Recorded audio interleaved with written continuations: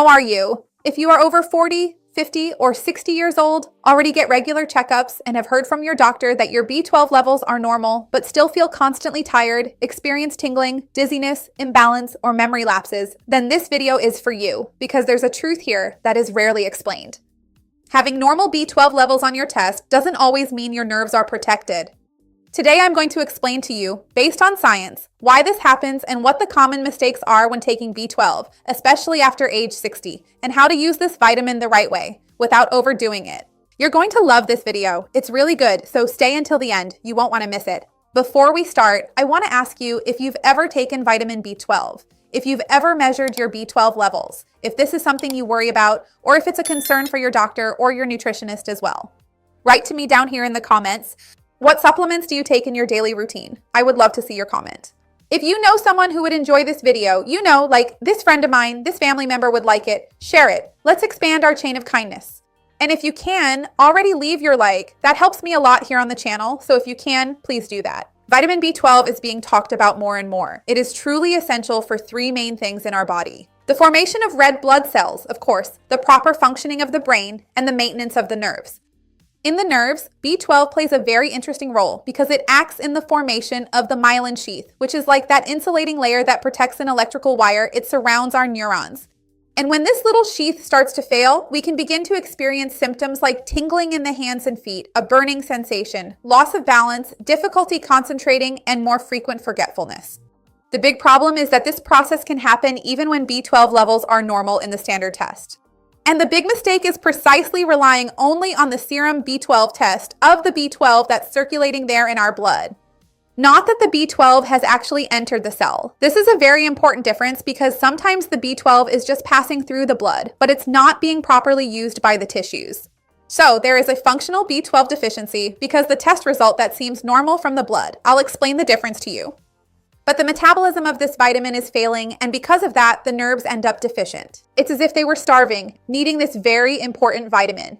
Knowing this, many geriatricians and neurologists recommend other complementary tests, such as the homocysteine test and MMA, which is methylmalonic acid, which are more useful for assessing the actual use of B12 by the cells. So, with aging, there can be changes in the body, such as reduced stomach acidity, lower production of intrinsic factor, and changes in the stomach lining. These changes can impair the absorption of B12. That's why many elderly people who also take medications that further worsen this situation, such as esomeprazole, pantoprazole, these proton pump inhibitors, which inhibit the body's acid secretion, metformin, and some antibiotics used for a prolonged period, may have problems absorbing vitamin B12. So, not all vitamin B12 is the same. Also, in terms of how you will absorb the supplement that is given. This is another very common mistake, unfortunately. The most common form of supplements you find, usually the cheapest ones, is cyanocobalamin, which is synthetic and needs to be converted by the body to become the active form. And this process will depend on a combination of factors such as a well-functioning liver, efficient enzymes, and good overall nutritional status. That's why, usually for older people, we recommend other, more active forms, such as methylcobalamin or adenosylcobalamin, which don't need to go through this conversion. We're already providing the active form, which will be more easily utilized and absorbed, and it's usually more suitable when someone is really looking for neurological support. Another issue has to do with the absorption route because we know that when we take a pill, we swallow it with water, and then, think about it, it goes into the digestive tract, it dissolves, gets broken down in the stomach, and there, it will be secreted. The hydrochloric acid, the stomach acids, help break down the pill, and then it will be absorbed in the intestine. So this will depend on several things: absorption, acid secretion, intrinsic factor, absorption in the intestine. So often, in people who already have a deficiency in these homocysteine or MMA tests, what does the doctor do? They switch to the sublingual absorption route. Because we know that under the tongue, there is greater transfer. It basically enters directly into the bloodstream. The absorption is much higher, and this reduces the dependence on that wear and tear, which is the intrinsic factor.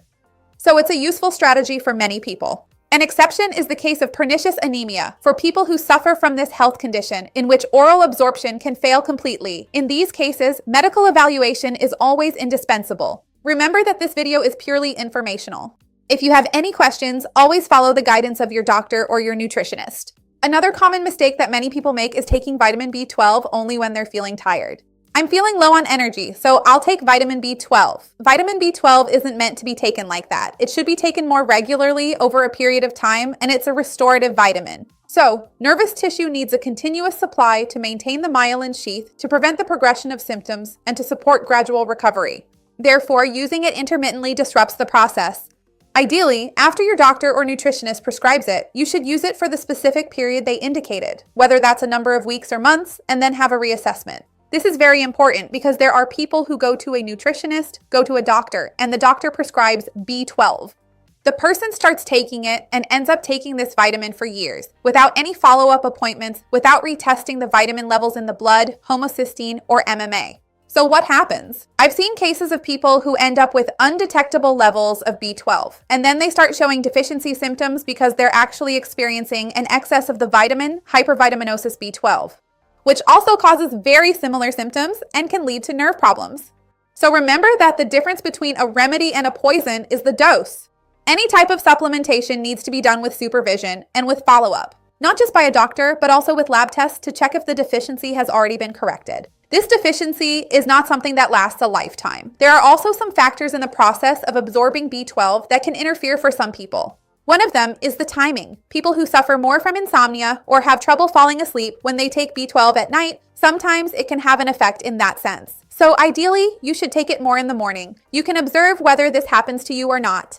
And secondly, hydration. Vitamin B12 is a water-soluble vitamin, so it needs plenty of water to be properly dissolved and easily transported through our intestines into the bloodstream.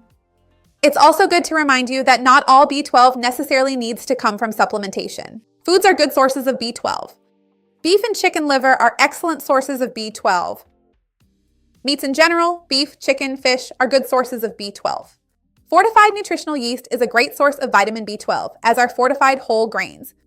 So remember that including these healthy foods can also help you maintain your daily intake of B12.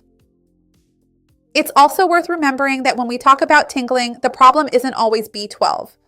People usually associate it with that nowadays. But in the elderly, tingling can have other causes, such as spinal compression, carpal tunnel syndrome, diabetic neuropathy, and degenerative diseases. So remember, you shouldn't self-supplement or self-medicate, like, oh, I think I have this, I'll just start taking it. The ideal is always to find out the cause of this tingling, these sensations that sometimes a B12 deficiency can cause. Did you confirm that the problem is B12? Then yes, you treat it, okay? Tell me down below if you use B12, which supplement have you used, and in what form? Was it sublingual? Was it an oral tablet? I would love to see your comment. Remember to like the video, that helps me a lot. Share it with someone who will enjoy it, with someone who needs it. Let's work together to expand this chain of kindness. That's what I want here with the channel. See you next time. Bye.